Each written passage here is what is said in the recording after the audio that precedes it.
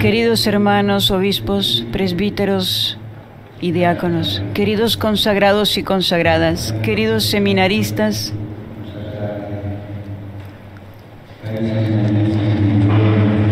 buenos días. Desde hace tiempo tenía el deseo de encontrarme con ustedes.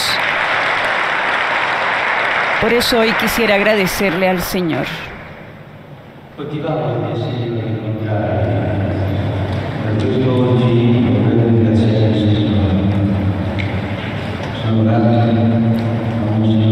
Agradezco a Monseñor Tumbetriles su saludo y a todos ustedes su presencia.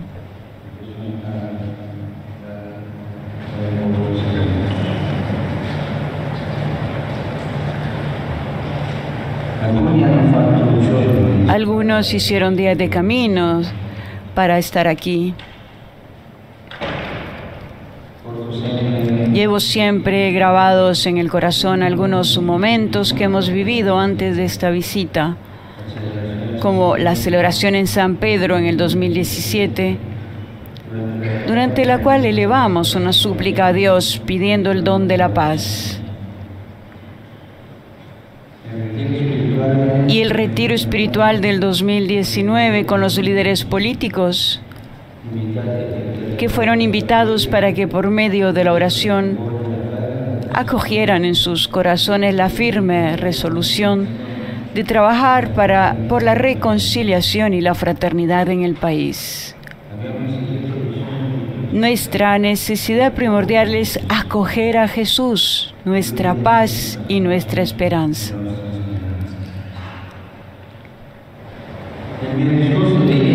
En mi discurso de ayer me inspiré en el curso de las aguas del Nilo, que atraviesa vuestro país como si fuera su espina dorsal. En la Biblia, a menudo se asocia el agua a la acción de Dios Creador, a la compasión que sacia nuestra sed cuando atravesamos el desierto, a la misericordia que nos purifica cuando caemos en el pantano del pecado.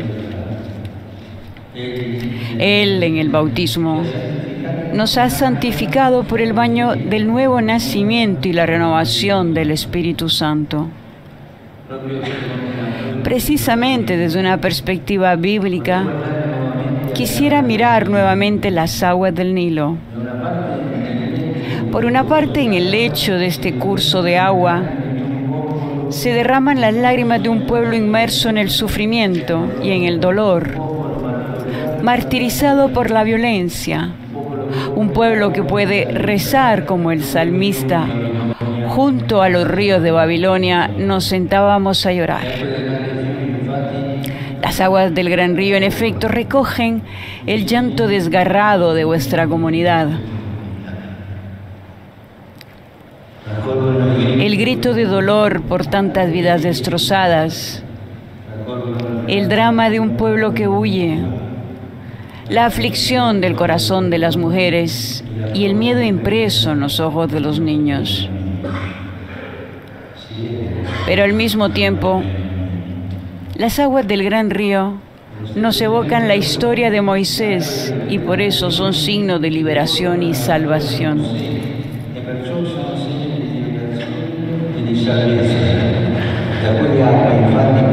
Moisés, de hecho, fue salvado de las aguas y al haber conducido a los suyos por el Mar Rojo, se convirtió en instrumento de liberación, ícono del auxilio de Dios que ve la opresión de sus hijos, escucha sus gritos y baja a liberarlos. Contemplando la historia de Moisés que guió al pueblo de Dios por el desierto, preguntémonos qué significa ser ministros de Dios en una historia marcada por la guerra, el odio, la violencia y la pobreza. ¿Cómo ejercitar el ministerio en esta tierra a lo largo de la orilla de un río bañado por tanta sangre inocente, mientras que los rostros de las personas que se nos confían están surcados por lágrimas de dolor?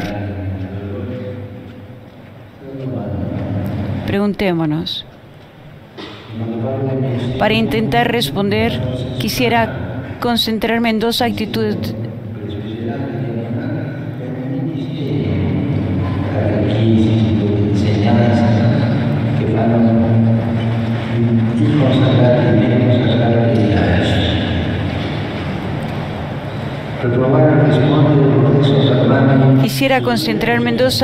de Moisés, la docilidad y la intercesión.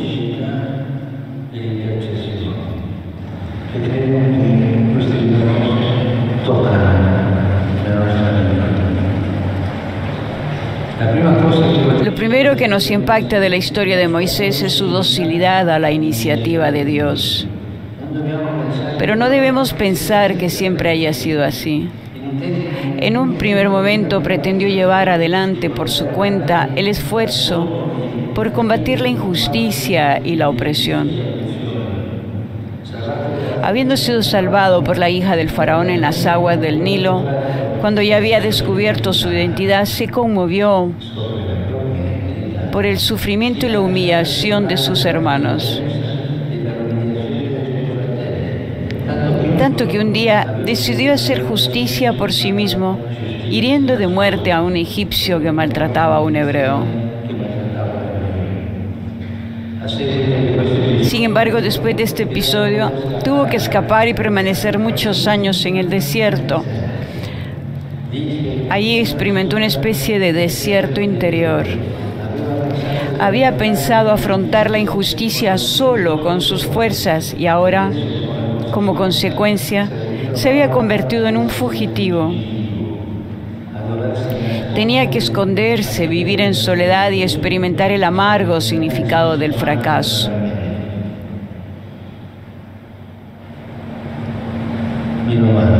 Me pregunto, ¿cuál había sido el error de Moisés? Pensar que él era el centro, contando solamente con sus propias fuerzas. Pero de ese modo se había quedado prisionero de los peores métodos humanos, como el de responder a la violencia con más violencia.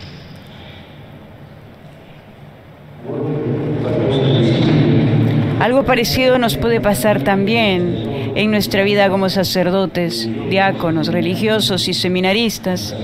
En el fondo, pensamos que nosotros somos el centro,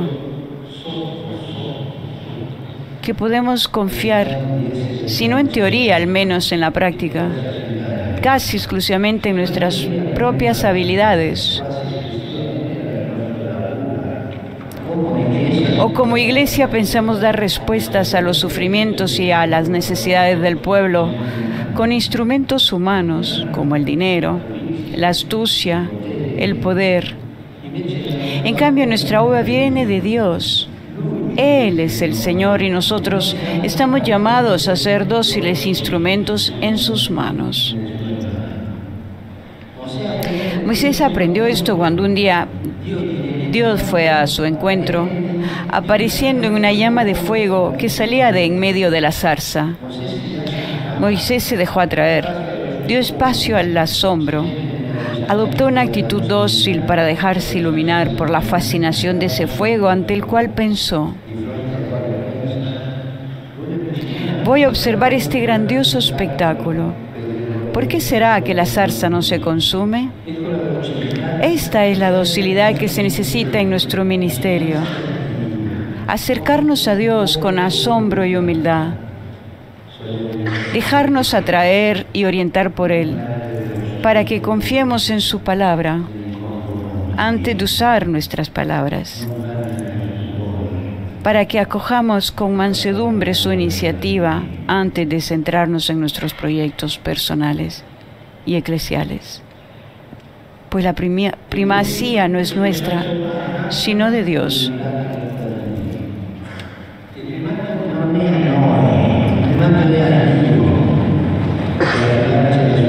Este dejarnos modelar dócilmente es lo que nos hace vivir el ministerio de manera renovada. Ante el buen pastor comprendemos que no somos los jefes de una tribu, sino pastores compasivos y misericordiosos.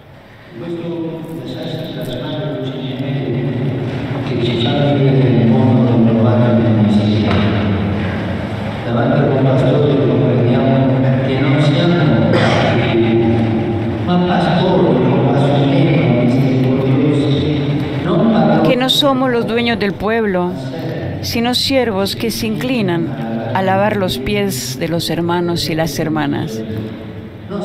Que no somos una organización mundana que administra bienes terrenos, sino la comunidad de los hijos de Dios.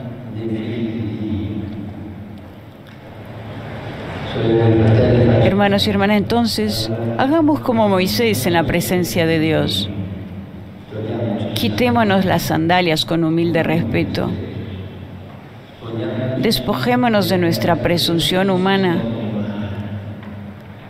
Dejémonos atraer por el Señor y cultivemos el encuentro con Él en la oración. Acerquémonos cada día al misterio de Dios para que queme la maleza de nuestro orgullo y de nuestras ambiciones desmedidas y nos haga humildes compañeros de viaje de las personas que se nos encomiendan.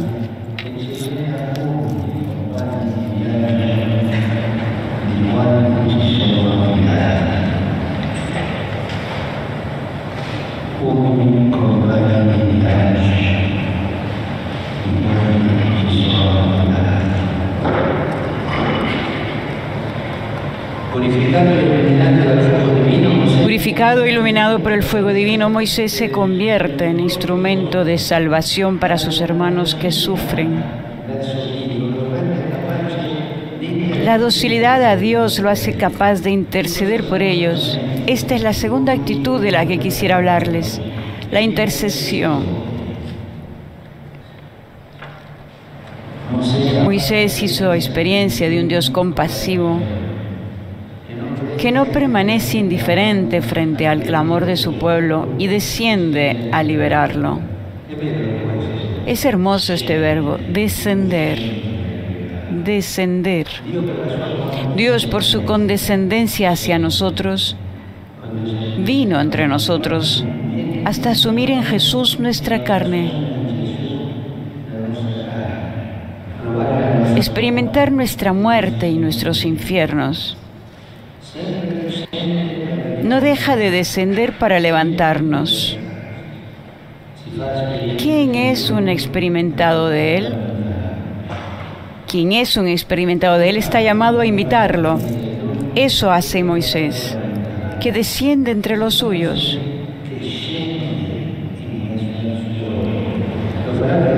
Y lo hará más veces durante el paso por el desierto. Él, en efecto, en los momentos más importantes y difíciles, sube y baja del monte de la presencia de Dios para interceder por el pueblo, es decir, para entrar en su historia y acercarlo a Dios.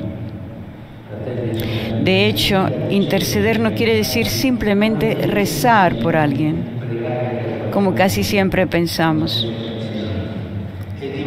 Etimológicamente significa dar un paso al medio, o sea, dar un paso para ponernos en medio de una situación.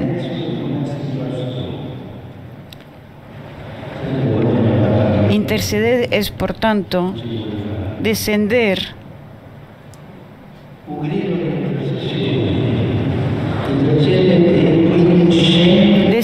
para ponerse en medio del pueblo, hacerse puentes que lo unen con Dios. A los pastores se les pide que desarrollen precisamente este arte de caminar en medio.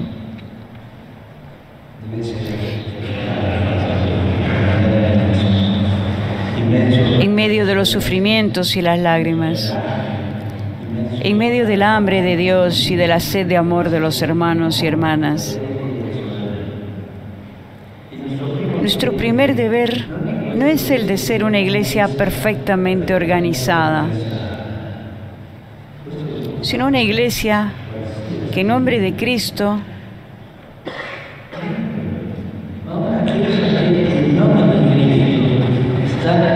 está en medio de la vida dolorosa del pueblo y se ensucia las manos por la gente.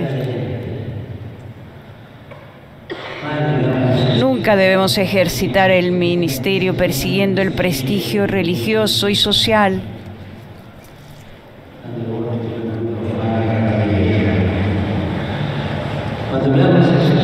sino caminando en medio y juntos, aprendiendo a escuchar y a dialogar, colaborando entre nosotros ministros y con los laicos.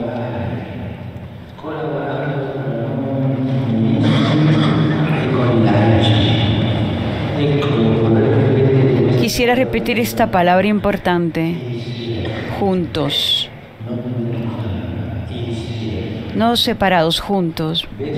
Obispos y sacerdotes, sacerdotes y diáconos, pastores y seminaristas, ministros ordenados y religiosos, siempre en el respeto de la maravillosa especificidad de la vida religiosa. Tratemos de vencer entre nosotros la tentación del individualismo, de los intereses de parte.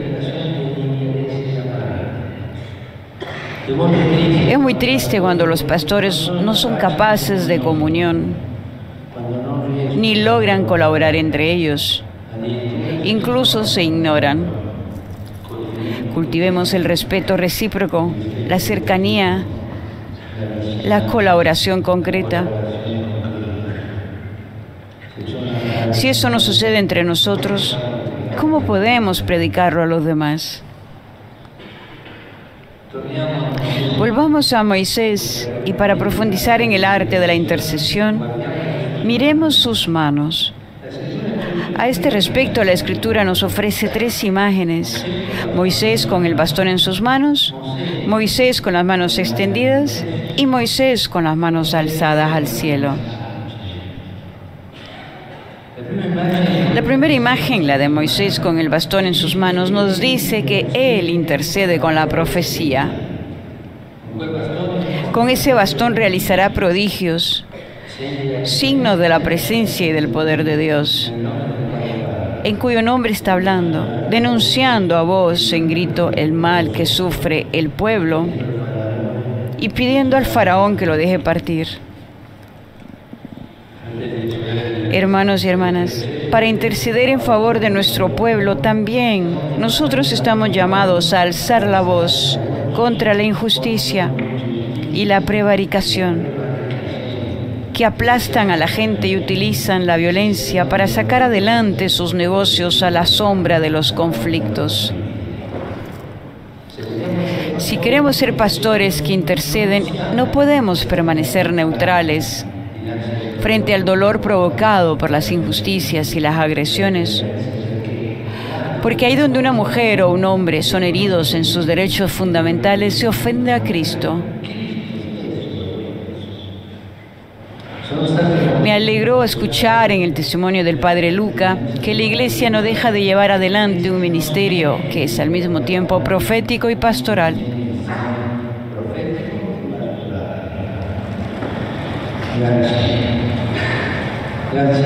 Gracias, porque si hay una tentación de la que tenemos que cuidarnos, es la de dejar las cosas como están y no interesarnos por las situaciones a causa del miedo a perder privilegios y conveniencias.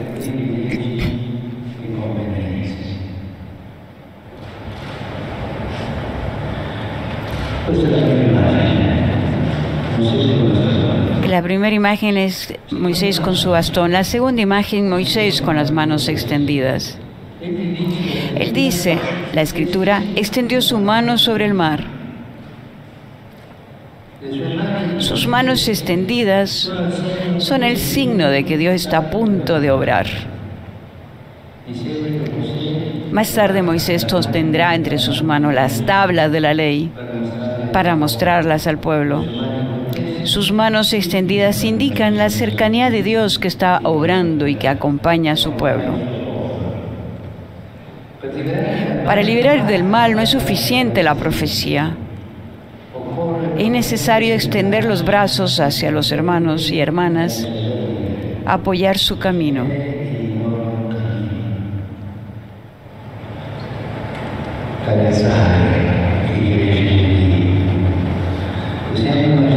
Podemos imaginar a Moisés que indica el recorrido y estrecha las manos de los suyos para animarlos a seguir adelante.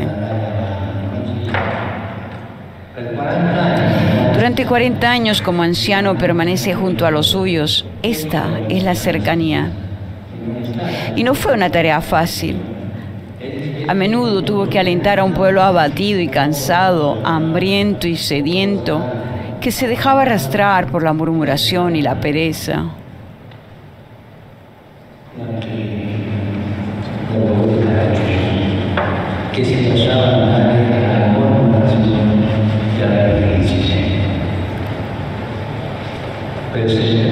Y para ejercitar esa tarea también tuvo que luchar consigo mismo, porque en algunas ocasiones vivió momentos de oscuridad y desolación, como aquella vez que le dijo al Señor: ¿por qué tratas tan duramente a tu servidor?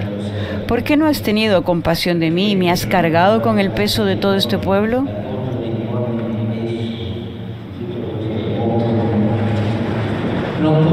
Yo solo no puedo soportar el peso de todo este pueblo. Mis fuerzas no dan para tanto. Sin embargo, Moisés no se retiró.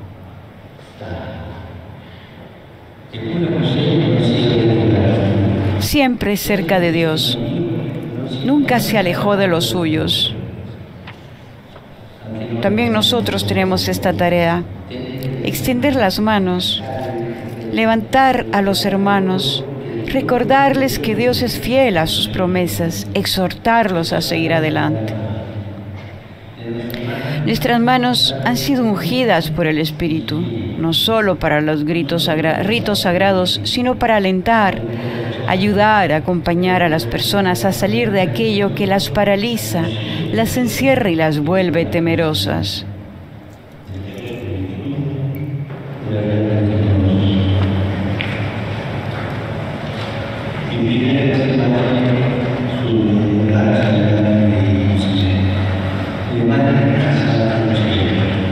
Por último, la tercera imagen, las manos alzadas al cielo. Cuando el pueblo cayó en el pecado y se construyó un becerro de oro, Moisés subió de nuevo al monte, pensemos cuánta paciencia, y pronunció una oración que es una auténtica lucha con Dios para que no abandone a Israel. Llegó a decir: este pueblo ha cometido un gran pecado, ya que se han fabricado un Dios de oro. Si tú quisieras perdonarlo a pesar de esto, y si no, bórrame por favor del libro que tú has escrito.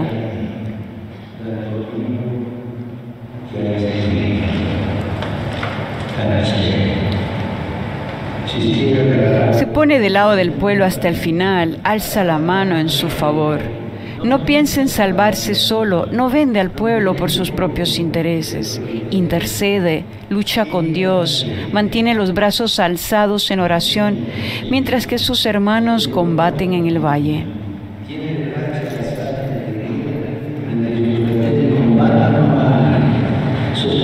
Sostener con la oración ante Dios las luchas del pueblo, atraer el perdón, administrar la reconciliación, como canales de la misericordia de Dios que perdona los pecados. Esa es nuestra tarea como intercesores.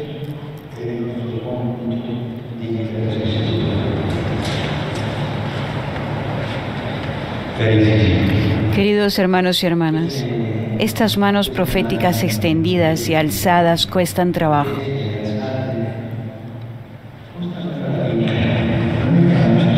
No es fácil.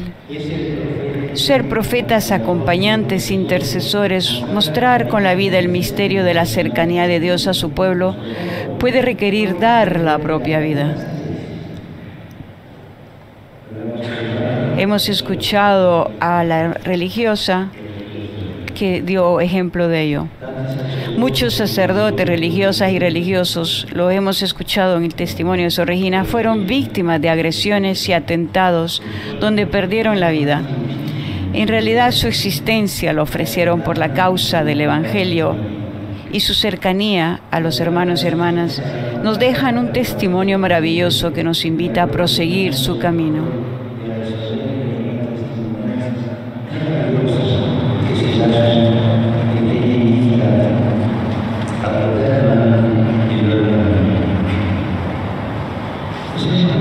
Podemos recordar a San Daniel Comboni, que con sus hermanos misioneros realizó en esta tierra una gran labor evangelizadora. Él decía que el misionero debía estar dispuesto a todo por Cristo y por el Evangelio, y que se necesitaban almas audaces y generosas que supieran sufrir y morir por África.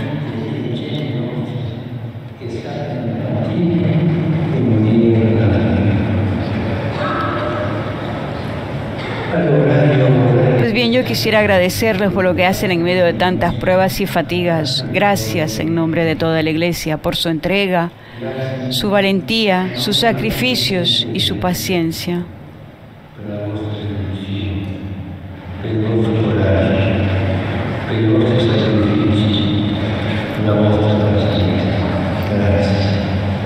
Gracias.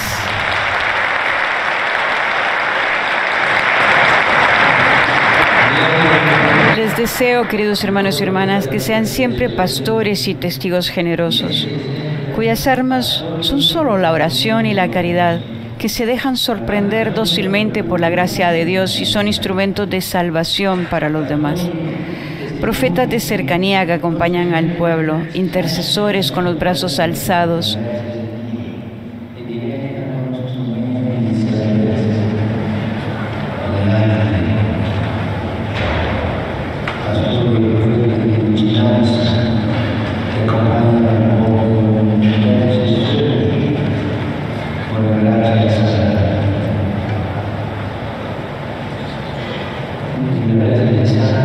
que la Virgen Santa los cuide y por favor no se olviden de rezar por mí.